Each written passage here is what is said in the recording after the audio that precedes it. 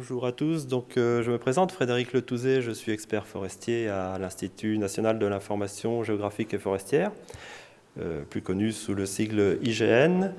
Moi je suis basé à Nantes et je m'occupe effectivement de promouvoir, de faire connaître l'activité de l'IGN concernant les données végétation forêt. Donc je vais vous exposer dans la demi-heure qui vient les différentes données qu'on produit et comment on les utilise.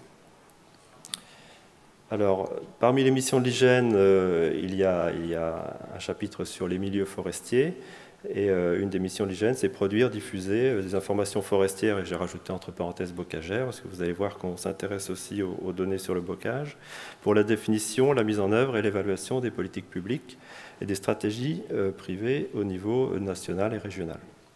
Donc tout ça sous différents angles, hein, pour le développement durable du secteur forêt-bois, pour les énergies renouvelables, la bioéconomie, les questions du changement climatique et du stockage de carbone, et aussi l'angle biodiversité. Donc, les données à l'IGN sur les forêts. Ça commence toujours, pour l'instant, par de la photo-interprétation. On utilise les photos, les orthophotos infrarouges, parce qu'elles donnent plus d'informations sur la végétation que les photos en couleur naturelle. Et soit on va faire la carte forestière, donc on appelle la baie des forêts, qui est la flèche de gauche, où on va s'attacher à décrire les limites des peuplements forestiers, soit on va partir sur l'inventaire forestier, qui est vraiment une autre approche, puisque c'est une approche statistique. Donc on va un petit peu détailler ces deux types de produits qu'on réalise. Donc la baie des forêts, donc la cartographie forestière, elle est assez fine parce qu'elle détourne des peuplements forestiers d'un demi-hectare au minimum, une surface minimale, avec une nomenclature d'essence par rapport à leur prépondérance, par rapport à la surface qu'elles occupent, si elles sont pures ou mélangées. Donc il y a 32 postes, une nomenclature à 32 postes qui décrit, par exemple, vous avez un exemple à droite là, avec le polygone violet qui correspond à du pin maritime pour une surface de, j'ai pas mis mes lunettes, quelques dizaines d'hectares. Et vous voyez que tout le territoire forestier est donc décrit sous forme de polygones de surface qui sont dont les limites correspondent à des changements d'essence. Et donc ce produit est disponible en France entière depuis 2019. On a commencé à le produire en 2008, à le diffusé pour les premiers départements, ça a été produit département par département, et depuis mi-2019, donc on a couverture France entière de cette baie des forêts version 2, avec les spécifications que j'ai rapidement évoquées. Ça, c'est pour la partie cartographique, où on va détourer l'ensemble du territoire sous forme de carte, et puis il y a la partie inventaire forestier, où là on passe sur de la statistique, où en fait on a un quadrillage de l'espace qui va nous amener à visiter certaines placettes. Donc à peu près 6500 placettes par an sont mesurées en forêt tous les ans, en France. Et puis on s'intéresse aux forêts, mais aussi aux peupleraies, qui sont des forêts un petit peu particulières, mais aussi au bocage et aux landes. Et on va visiter aussi des points dans le bocage, dans les haies du bocage et dans les landes. On va détailler un petit peu ce qu'on lève au niveau d'une placette. Là, on est les 3 cercles concentriques, 4 cercles, sont en fait centrés sur le point qui tombe au hasard dans les forêts françaises et qu'on va aller visiter sur le terrain.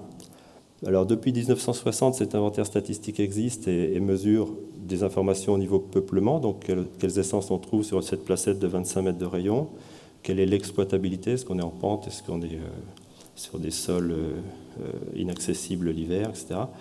Quel est l'état sanitaire des arbres, l'âge des arbres, est-ce que c'est une plantation ou des semis naturels, etc. Et puis aussi des données sur les arbres, alors ça aussi depuis 1960, donc quelle essence, arbre par arbre, quel diamètre de l'arbre, quelle est la qualité du bois, le volume sur pied, la production biologique, c'est-à-dire de combien il pousse sur les 5 dernières années, en faisant des carottes dans les troncs, et puis la mortalité aussi. Et puis depuis 1992, on lève aussi des données sur la flore, abondance-dominance, donc la flore forestière, c'est-à-dire les espèces qui sont au sol, hein, on ne parle plus des arbres, mais de la végétation au sol. Et puis sur la pédologie et l'écologie, qui nous permet d'apprécier en particulier les habitats forestiers. Donc vous voyez, au niveau d'un point d'inventaire forestier, il y a à peu près 200 variables qui sont levées. Là, j'en ai cité quelques-unes, mais on passe en fait une demi-journée sur un point pour lever tout ça. Il y a aussi un autre aspect sur l'inventaire statistique, c'est qu'un point qui a été mesuré il y a 5 ans, on retourne dessus cette année par exemple, et on mesure en particulier les prélèvements. Donc ici vous avez la même placette qui est visitée en 2010 et en 2015. On s'aperçoit qu'il y a un arbre mort depuis et qu'il y a 2 arbres qui ont été coupés. Et donc ça permet d'évaluer le prélèvement de bois dans les forêts françaises. Alors, un petit résumé de tout ce que je viens de dire, mais en images, parce qu'un beau dessin vaut mieux qu'un long discours. Et là, c'est un dessin qui bouge. Et voilà, ça dure 2 minutes. Décrire le territoire national, cartographier l'occupation des sols et réaliser l'inventaire permanent des ressources forestières font partie des missions de service public de l'IGN. Riche de près de 150 espèces d'arbres réparties sur près de 17 millions d'hectares, la forêt métropolitaine représente un formidable patrimoine. Pour permettre une gestion durable de cette forêt et préserver sa diversité, l'IGN réalise chaque année un inventaire forestier sur l'ensemble du territoire. L'inventaire forestier décrit l'état actuel des forêts, leur évolution et permet notamment de se rendre compte qu'on ne prélève que la moitié du bois disponible en France. L'inventaire forestier est donc une aide indispensable à la prise de décision pour les pouvoirs publics et tous les acteurs de la filière bois. Abibois, c'est le réseau des professionnels du bois en Bretagne, de la forêt à la construction bois, en passant par tous les corps de métier. Nous avons fait appel aux ingénieurs de l'IGN pour réactualiser des données de 2003 qui n'étaient plus à jour. Cette étude-là a été faite en 2 temps. D'abord, un état des lieux de la forêt en 2015 et ensuite, toutes les données ont été projetées, modélisées jusqu'en 2035 pour avoir la disponibilité des bois.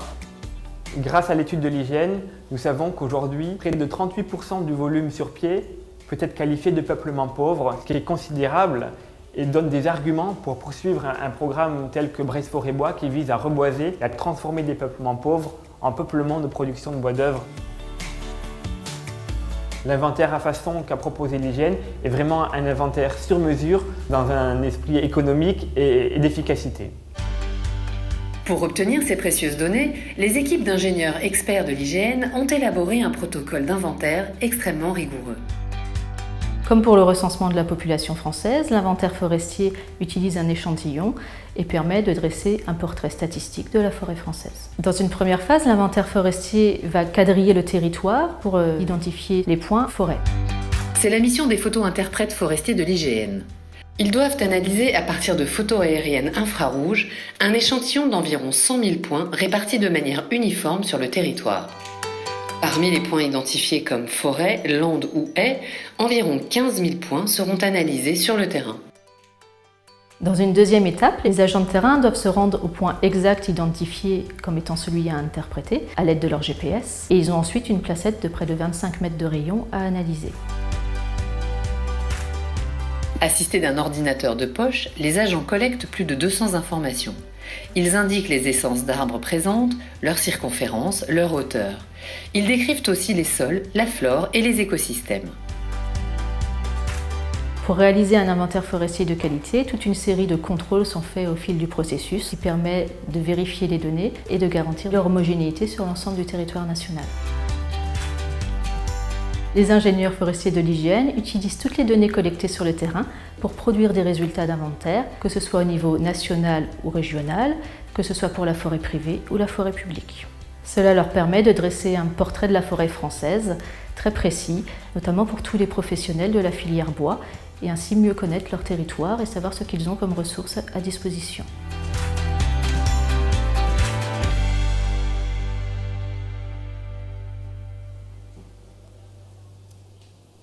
Voilà, donc c'était un petit résumé de ce que je vous ai dit précédemment, avec une partie aussi sur l'utilisation de ces données, qu'est-ce qu'on en fait en termes d'études, comme on a vu en Bretagne. Et ça va être l'objet de ma seconde partie. Pour terminer sur l'inventaire, on peut dire aussi que Un de ses intérêts, c'est d'être complètement neutre au moment où on est sur le point forêt. On ne sait pas si on est dans une forêt privée, quelle est la taille si c'est une forêt privée, quelle est la taille de la forêt du propriétaire. On ne sait pas si on est dans une forêt publique, et on fait le point de la même façon partout. Ensuite, si on a des données cartographiques qui nous permettent, comme les points sont géoréférencés, données cartographiques comme ici Natura 2000, qui nous permet de croiser la localisation du point d'inventaire avec des territoires particuliers, comme ici les sites Natura 2000, on peut, même si au moment du terrain, on n'avait pas l'information qu'on était ou pas en site Natura 2000, on peut par la cartographie quand même évaluer les mètres cubes de bois qui correspondent à des territoires Natura 2000, par croisement entre une carte Natura 2000 et les localisations de tous les points d'inventaire. Donc ça s'appelle une ventilation de résultats. Plutôt que d'avoir 2,7 milliards de mètres cubes de bois sur pied en France, on a la ventilation par Natura 2000 avec 2,2 milliards de mètres cubes hors site Natura 2000 et 437 millions de mètres cubes sur site Natura 2000.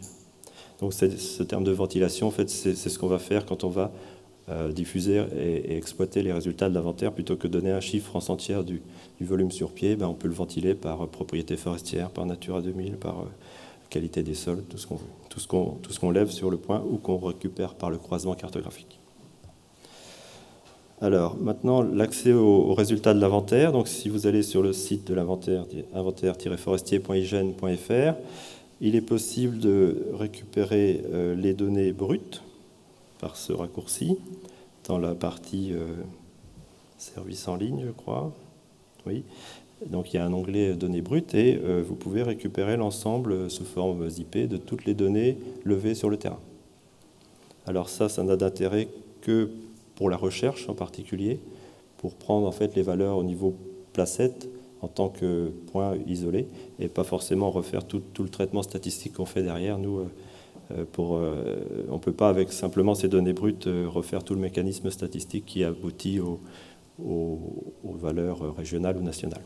Mais pour la recherche, c'est quand même intéressant d'avoir la donnée initiale de chaque point d'inventaire avec les 200 variables levées sur le terrain. On peut aussi, à travers le site internet, localiser par exemple ici une essence, le charme en France. On voit qu'il n'est pas partout. Ce n'est pas parce qu'il n'y a pas de point vert qu'il n'y a pas de forêt, c'est qu'il n'y a pas de charme. Et on peut faire ça sur les essences, mais aussi sur les espèces de la flore qu'on trouve dans le sous-bois. Sur le site internet aussi, il y a des tableaux de résultats avec des ventilations ici. On a ventilé par grande région écologique, la première colonne du grand tableau, par classe d'exploitabilité. On a au début du tableau ici les plutôt faciles à exploiter, par classe de diamètre, avec les petits bois, les moyens bois et les grands bois, et au final, on a la dernière colonne qui nous donne le volume sur pied, c'est ça, en millions de mètres cubes. Donc là, on a une ventilation qui est déjà assez fine. On a sur la première ligne les petits bois, d'exploitabilité plutôt facile dans la Gréco, donc la grande région écologique, correspondant au Grand Ouest cristallin et océanique. Et donc ça fait 21 millions de mètres cubes de bois dans cette zone-là, avec des bois de ce type-là.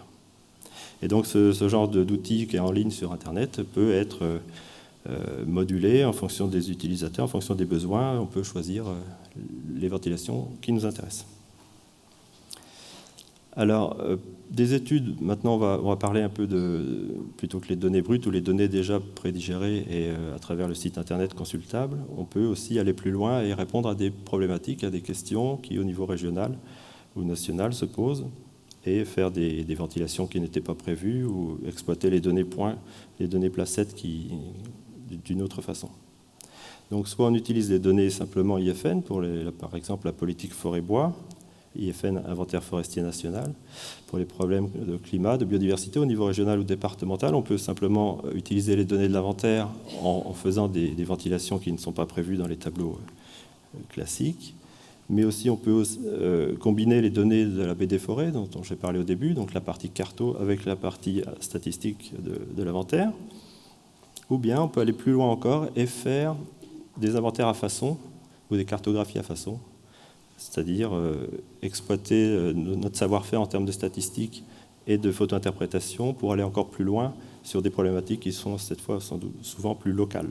Et c'est ce qu'on va voir quelques dans la deuxième partie quelques exemples de ces réalisations.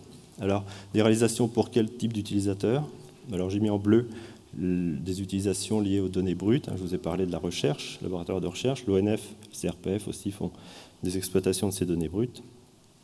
Après, pour les résultats de l'inventaire forestier ou la carte forestière, on a des demandeurs, des utilisateurs qui sont les ministères, les services déconcentrés de ces ministères, les agences, l'ADEME, l'Agence biodiversité, et aussi les collectivités locales ou les parcs naturels régionaux, les communes forestières, l'interprofession bois, on a vu Gilles Daprévost dans la vidéo, c'était l'interprofession bois de Bretagne, les coopératives et les industriels du bois, les associations naturalistes et jusqu'aux citoyens, qui des fois nous posent des questions sur quelles essences on trouve, etc. Alors, un exemple, le plan régional de la forêt et du bois, qui est une déclinaison régionale du plan national de la forêt et du bois, qui vient d'être réfléchi au niveau de chaque région, qui est en train d'être finalisé au niveau de chaque région. Et pour ce plan régional forêt-bois, en fait, le ministère de l'Agriculture a missionné l'IGN pour faire des exploitations des données de l'inventaire qui vont au-delà de celles initialement prévues, avec en particulier la possibilité pour chaque région d'affiner, de demander des ventilations propres en fonction de ces problématiques. Donc ça ressemblait à des tableaux de chiffres, mais aussi à des cartogrammes, comme on voit à droite. Avec, je crois, il y avait 400 tableaux qui ont été produits par région en 2016. On peut aussi répondre à des questions qui viennent du secteur privé, comme quelles sont les ressources en bois? Est-ce que les ressources en bois sont suffisantes dans un bassin d'approvisionnement qui serait d'un rayon de 200 km autour de mon site de sciage, par exemple? Donc ici, on a possibilité, par exemple, à travers l'exploitation des données de l'inventaire, on croise ces zonages circulaires concentriques autour du site industriel de différents rayons, et puis on peut en déduire les volumes de bois sur pied en fonction de certains critères, donc l'essence, l'exploitabilité, la qualité du bois ou la propriété. Sur un autre exemple à droite, on peut aussi simuler l'accroissement des prélèvements de bois dans le temps. La partie droite des courbes sont 2035 en fonction de différents scénarios sylvicoles. Donc on connaît la forêt aujourd'hui telle qu'elle est exploitée, telle qu'elle est sur pied, quelles essences et quel volume on a sur pied. Puis on peut simuler comme ça la croissance des arbres avec différents scénarios de je coupe pas en fonction de l'essence. Et comme ça, donner à l'industriel, aujourd'hui vous avez tant de volume de hêtres sur tel secteur, et en 2035, si la gestion sylvicole est comme ci ou comme ça, vous aurez un peu plus de volume sur pied de hêtres.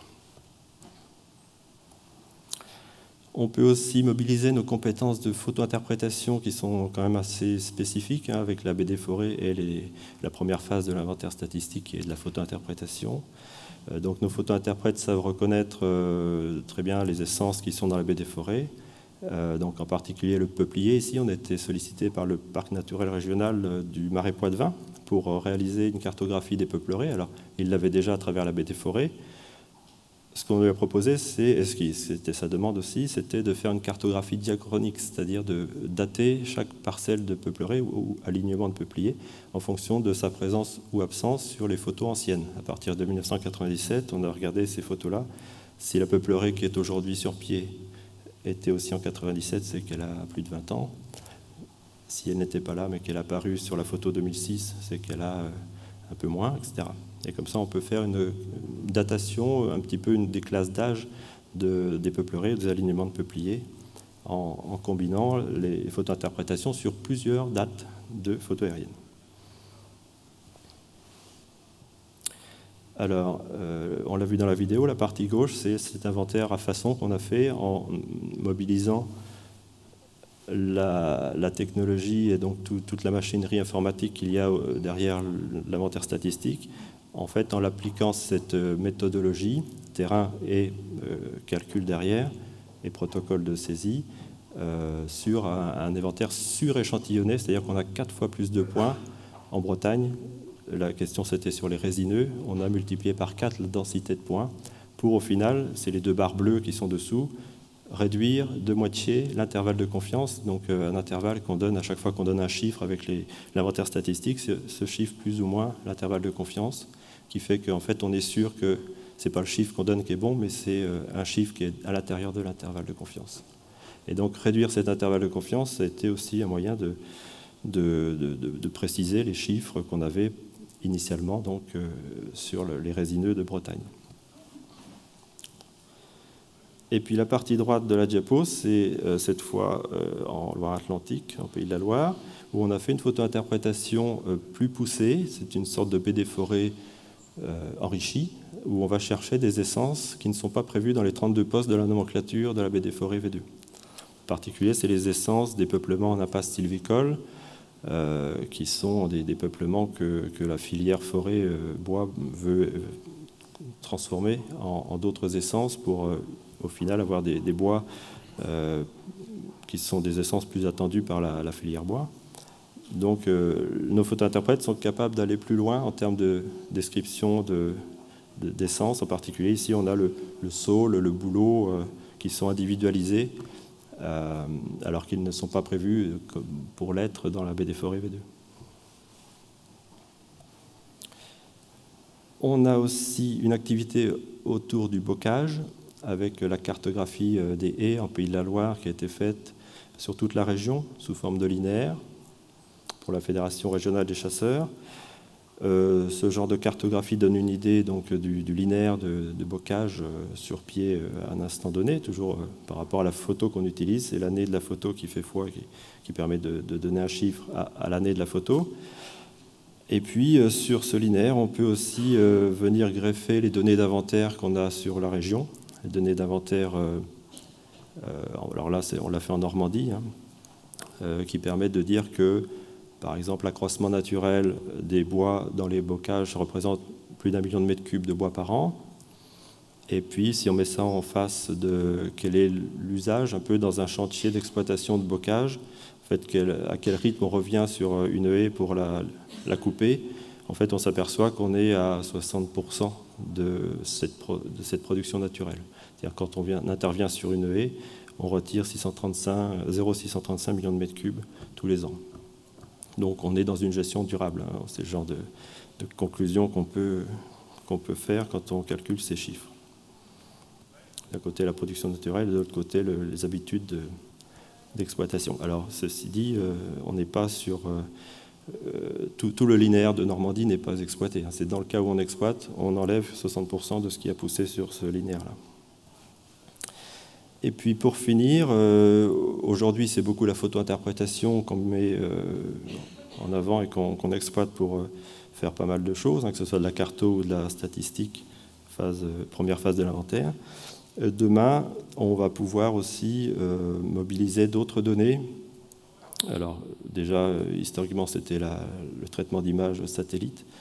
Et puis demain peut-être l'intelligence artificielle aussi, nos laboratoires de recherche travaillent dessus. Et puis aujourd'hui, c'est aussi les modèles numériques de surface qui nous donnent une idée de l'altimétrie du sursol.